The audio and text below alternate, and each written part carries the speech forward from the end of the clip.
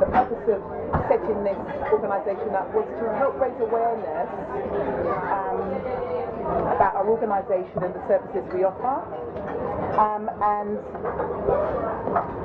the evening will hopefully get to know about yourselves, individuals and business owners, and share information about business. Now, Silent Events was set up in 2010. It was set up as a platform for women to basically express their wellness goals and personal development aspirations. I was raised by a single parent. My mum raised myself and 5 of my brothers and sisters. And, you know, it was tough going. There were lots of, when she looks back now, I'm sure she believes there were lots of unfulfilled dreams and ambitions. And Silent Events believes that at the heart of every community is a woman with a voice waiting to be heard and a goal waiting to be achieved. So I'll just give you an example of how we coach. We organise one-to-one meetings. We organise, or we will be organising, online webinars and video conferencing, and organising events like this, you know, some big, some small. And we also will organise coaching training. And of course today is the official launch of the Infinity Telephone Coaching Helpline, which will help women set goals. We believe that women with a goal is a woman with a plan. A goal, a plan keeps you focused, it gives you direction, and it keeps you on track. Now, my very first coaching experience happened at I was about 5 years old, as far as I remember. I was about 5 years old, and it was my auntie. Now, my aunt, as well as being my aunt, she was my Sunday school teacher, and she, I guess, loved my enthusiasm, and maybe she saw potential in me, and she decided that she was going to coach me. So she did for some time. But as well as that, she's very influential in my life for many years. She was a great evangelist and fantastic public speaker in the church, and it's always left a very big impression on me. Now, my formal coaching training started in 2010. During that time, I came across research from PricewaterhouseCoopers, which focused on well-being of individuals, of their employees at work, and they isolated certain factors that supported well-being. And there's a leaflet in your handout. You'll see that there is a leaflet that recognises these factors, which included recognition, personal growth, and rewards. Now,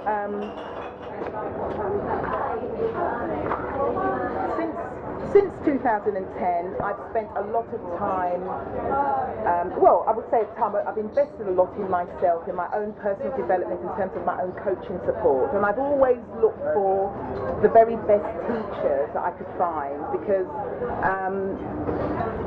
I find that when you look for someone who supports you, it helps you. It helps you with your public speaking. It helps you develop. It helps you overcome, negativity. Gives you more confidence, and it's also inspiring. Now, on the basis of that, as you know, I formed Silent Events, and now the telephone helpline, Infinity Coaching Telephone Helpline Support. And this organisation it's like a blueprint of a foundation on which we will be working with communities and individuals. And the social element involves the interaction of diverse communities and understanding what communities' different needs are. We look at intelligent solutions. We believe that solutions always lie at the heart of the community, and we build on strengths and skills, and the gain and the benefit is measured by the outcome of our efforts. We're always looking for new approaches and new ways of working, and we're open to constructive criticism. There are always going to be events in our life, and it's a good idea to plan well as you can, or at least try and help yourself the best way you can. help yourself, coach others, spread the word, help the communities. The theme for tonight's event, as you know from the handout, there is helping communities to help themselves. Some of the problems that I've encountered in my own research over the last 18 months, I'm just going to pull out a few areas because we're running for time. Coaching back to work for the over 50s, highlighted skills, knowledge and lack of self-confidence as the main areas that the over 50s experience. I've developed a train-the-trainer model where we will be coaching individuals to overcome their lack of self-confidence and give them the skills and the knowledge that they need. And what we will do is retain the skills and abilities of our members so that we can coach others and they in turn can coach others. So it's a never-ending cycle. Yeah. Now we are self-funded. The flyer kind of gives you an idea of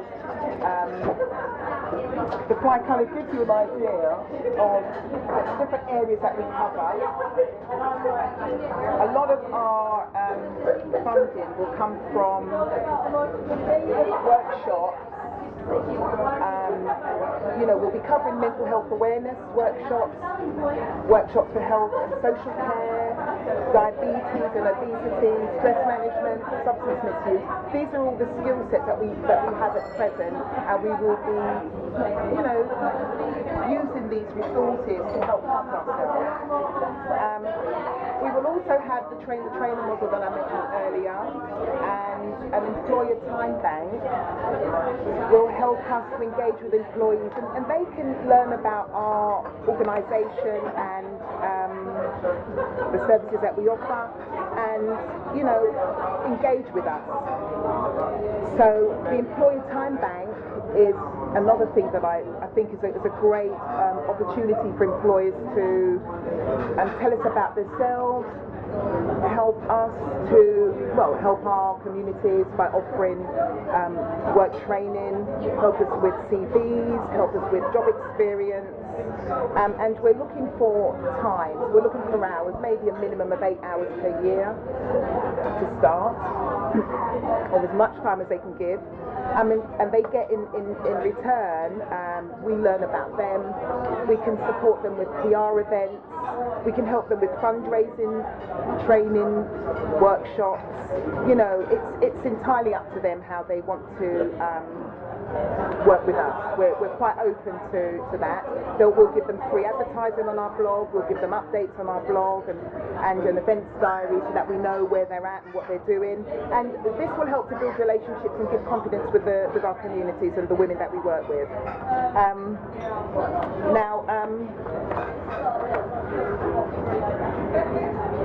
Any questions? How's that sound so far? Is everyone following? Yeah. Okay. Now, without much further ado, okay, because we are running for time, running a little bit late today. I'm going to introduce our first guest speaker, Banky Laguda. Now Banky is an amazing woman. We both actually engaged with Sam's workshop, Sam's coaching support program. It's an amazing coaching support group that we're engaged with, and we've been working for several weeks. And this is how we kind of got to know each other over time and realised that. And I thought, well, what an amazing woman. She'll tell you all about herself in a minute, but she actually is the she's the manager and trainer of volunteers for the Citizens Advice, and she'll be coming on board with us as the induction training lead for our volunteers. So we're really looking forward to working together. What can I say? I think that best leave it to Banky to talk about herself and the benefits of volunteering. What I do is that I train volunteers. So I train them we start with the selection process, and then interviewing volunteers, and then going through an induction process, and then I train them to do the different roles, whatever roles it is that they have applied to volunteer with us for. So I've been working with Lewisham for 16 years, and I've been working with volunteers, I would say, for about 14 years. It's a job that I find very interesting, and what I like the most is that I like to see the volunteer's journey, okay? And it's very interesting when you see people come in and they want to start volunteering, their ideas, what they think about a service, then you just see their growth as they go through, and it's very eye-opening. I just want to give you some figures just very briefly. Last year in Lewisham, so the last financial year, we helped clients with 16,000 issues. Okay, so basically, volunteers have donated across England and Wales £100 million worth of their time. Also, last year for the Borough of Lewisham, we actually raised on behalf of clients £3,477,385. There's over 21,000 people that volunteered last year. So that's across England and Wales. So that's telling me that there are people out there that want to volunteer, and there are people who will volunteer for this organisation. Some of the benefits that I know of volunteering and what people have said is that they want to volunteer because they want to give back to the community. They want to learn new skills, they want to help and assist others.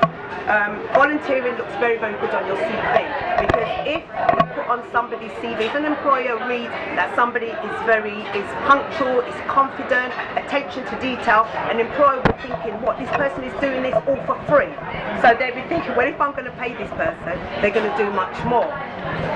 Okay, a lot of volunteers say they volunteer because they want to meet new people, work experience, change of career.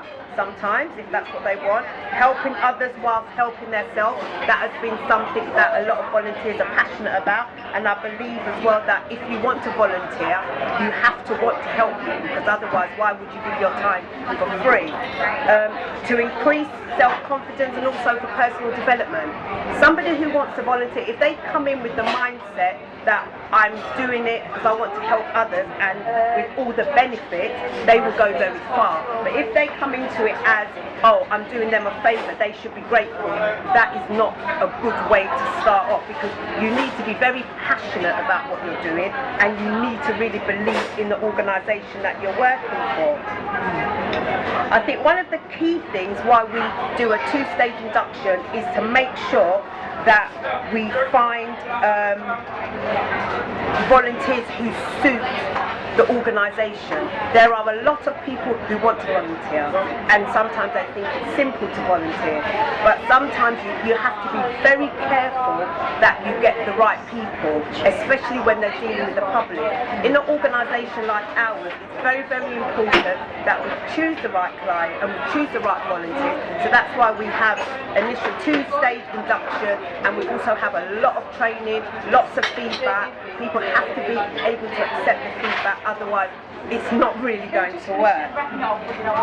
Okay, during the induction we do lots of exercises, role play, group work, because even though somebody's initially selected, we still have to do lots of training just to make sure that they are right for the roles that they want to volunteer for. Also, it's also to set clear boundaries and to make sure that a person can work within the boundaries. And this is something we try to find out early in the induction phase, as before a volunteer is let loose with a client, because you don't want a volunteer now to go and start telling clients, giving them advice or information based on their own experience. And the same with coaching. You would not want a coach to now be imposing their own experience on what they think somebody should be doing, and not allowing the person to think what the solution for themselves. Okay. Sorry about this.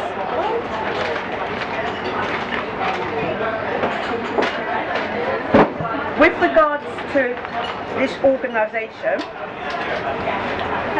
we will be having induction training, will involve preparing volunteers and other trainees as part of a 4-week training course.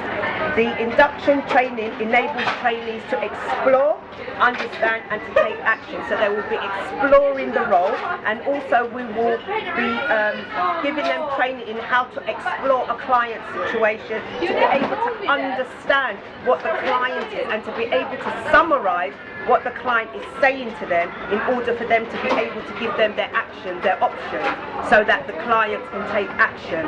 So that is very, very important. A lot of people come from different skills, from different backgrounds, and they believe they have the skills to coach, but some people don't. So that's where feedback is very important, so that, you know, it's something that people are used to very early.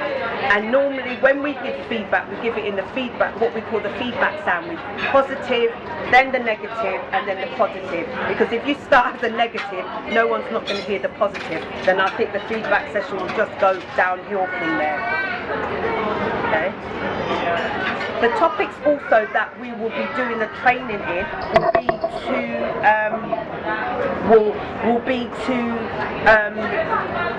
to train volunteers with regards to confidentiality, because everybody's understanding of confidentiality is different. There will be different exercises that we will do to show how you deal with confidentiality and what this organisation classes as confidentiality. Also empathy, to show empathy to a client, not to sympathise, and also to try not to use the words as, oh, I totally understand, because if you haven't been in a client situation, sometimes you cannot really understand what they are going through or what they're going through. Also to get clients to, you know, to build trust, to value themselves, and also to accept, you know, what it is that we're training and what it is that the information will be given to them.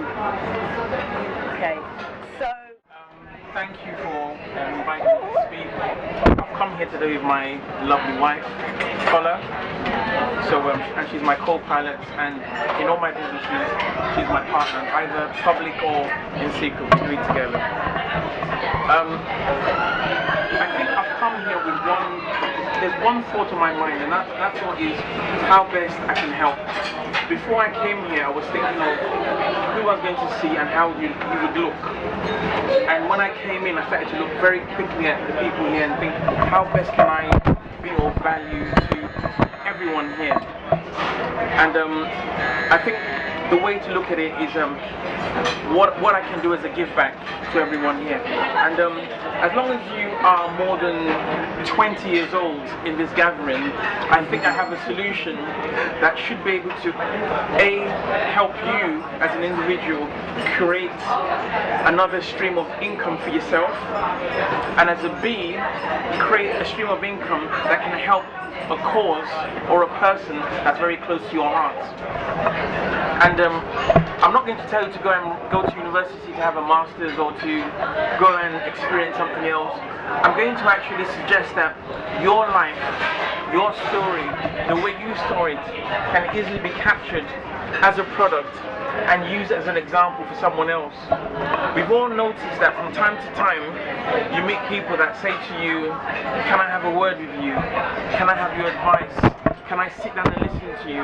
And you find that sometimes you spend 20 minutes, sometimes you spend 2 hours, sometimes you spend 6 hours, and you pour out your heart to help somebody else because you want to do that, because you want to make sure that someone else doesn't experience something you did the wrong way, or you want to make sure as much as possible you can guide people the right way. Now, it's one thing to actually stand as an individual and say, I'm going to save and try and help everyone that comes my way, and there's another way of actually multiplying yourself so that you can actually do what you're doing and speak to that other person at the same time. And when I say multiply yourself, one of the easiest ways to do it is to actually create a book. It's a book. If you capture your thoughts, you capture your knowledge, and you put it in a book format, which is easy for anyone to take, sit down on the train, sit down at home, by your bedside, and actually take in all your thoughts. And when As opposed to you leaving and saying, oh, I can't remember what he or she said. It's all on record in a format like this. It's a phenomenal way of actually multiplying yourself and making sure that everyone that needs a bit of you can capture that bit. You can do this, like I said, in a book format.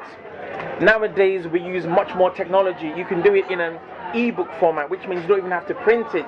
You can have it on a website. People just press, download it, have it on their laptops, on their iPads, or you can even have it in what we call a webinar format, which means people can just click and watch a video on their phones or on their iPads.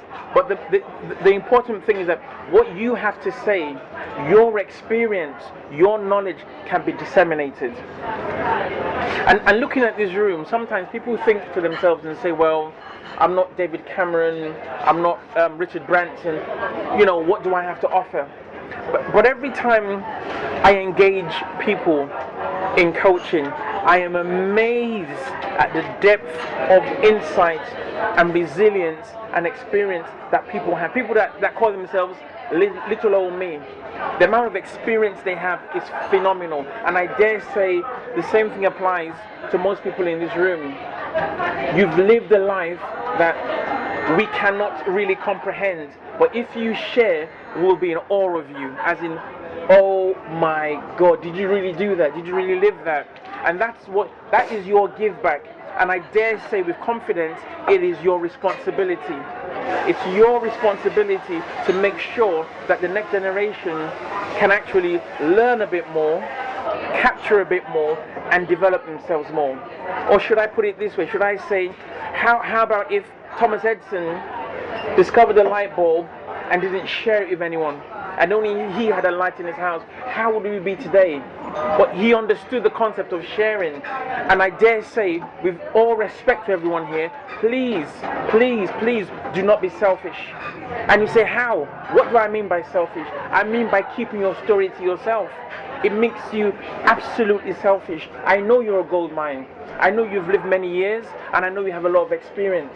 So I'm asking on behalf of the next generation and people that are unsure of how to deal with things, please consider capturing your experience, the good, the bad, and even the ugly, so people can understand that there are many options in life, but if you take the right approach, you can come to the right end. If you take the wrong approach, you're going to go back in time. But the only way we can make this planet a better place is if every one of us, including people that say to themselves, little old me, if you can actually document what you've done in a book format. Now, before I stop speaking, I just want to destroy some myths. You do not have to go to a big fancy publisher in Holborn to get your book published. You don't. You can do it while you're at home. You do not have to spend a year sitting down writing a book. You can do it for 20 minutes a day. This book was written with my coach. This is my coach here. My coach says to me, 20 minutes a day, write. And I wrote this book in 30 days. Ready. So I know that there's some formulas that exist that if you follow them, you will get the same end result. You can just apply the same amount of time you used to watch Coronation Street or EastEnders for a period of time, sacrifice, please, and just capture your stuff. When it's down in paper, don't worry about your spelling and typos. There's so many softwares that you just press and they autocorrect for you. Then you gather it together, and I can give you a list of printers that can do this for you. And I can tell you that the cost of producing these things is far, far, far less than what it costs to actually buy a McDonald's. So please don't be afraid of the costs. Don't be afraid of the implications. Don't be afraid of the editing. If you feel that you need more advice on how to do these sort of things, or you have a friend or a son or a neighbor, please feel free to speak to me. If you want my details, I'll give you. If you want them through Ross, I'm sure she'll give you as well. So as I close today, I just want to thank you for your time. Thank Ross for inviting me. And I tell you, please, do not be selfish. Share your story. People out there need to hear from you. Thank you very much. England, their experiences when they came to England, how they settled, you know, what happened while they were here, what happened to their relationships back home, and that was all sent to Tate Library, which they did some stuff for children in their schools in Lambeth for Black History Month. That was really good because I got to meet loads of individuals, loads of sad and happy and eventful, and like you were just saying, just their stories, their lives, and yeah, they would say, oh, little old me, but there's so much collective knowledge and skills and experience, and that was a great thing to be involved in. With Auntie as care. It's progressing very well, and like you say, it's my first one, so there's no going back now, so you just have to keep going and keep networking, keep meeting nice people, new people, and yeah, so that's what I'm on now, just planning for the next action. Which we've got planned for this year, so keep your eyes and ears open. We'll be doing another event, quite a big one as well, towards the autumn. And I must say I'm very encouraged by by what all you guys are saying, because you're bringing different skills, encouraging people in all sorts of different ways, and I think it's amazing. Yes, we have a care for healthy people. A few things which have been quite exciting. One was when one guy came up to me, hadn't seen him for about 18 months, said, oh, thanks for what you've done. Things are going great now, and that day he just got his passport, he got himself a job, and he was hoping to go back to Poland in about three months from that time. I went back to childcare, and now I'm teaching health and social cares for level 3s, 4s and 5 in a college. But I'm glad I'm here, because I'm actually looking for people who could provide placement for some of my learners. And they are mature learners. Some of them are new to the country from Romania, Afghanistan and places like that. People come to the country but can't find jobs. They've not got the skills, so we train them to get the skills they need to do, and hopefully get them a placement and get them a job at the end of the day. And they're not shy to work for £6.50 an hour, they just want to be motivated. And that's where I'm at. So I'm looking for placements. If anybody's got any placements. Thank you for inviting me. So I'm here sharing the stage with Charmaine, my business partner. We do wear a number of hats. The main one I'm focusing on today is the Ocean that's in Oceanias, Jamaica, situated in Marmy Bay. It holds 14 rooms. It's good for weddings, retreats, missions, and quiet family holidays. And it's quite close to some local, it's quite close to Duns River Falls, Dolphin Cove, and Mystic Mountain. We're currently going for a rebrand at the moment with a name change and some structures that's going on. At the moment, we've got some discounted rooms at like £50 a night, which you won't get anywhere in Jamaica at the moment. So go online. There's a few pictures there, and you can ask me and Charmaine for more information, and we can give you some good discounts and some good rates. Our other hat is also Charmaine's hairdresser, styling. Do you want to list some of the things you can do now? All right. Fantastic styling. Thanks ever so much, everyone, for coming again. I so appreciate from the bottom of my heart. I'm really thankful to be among a great team.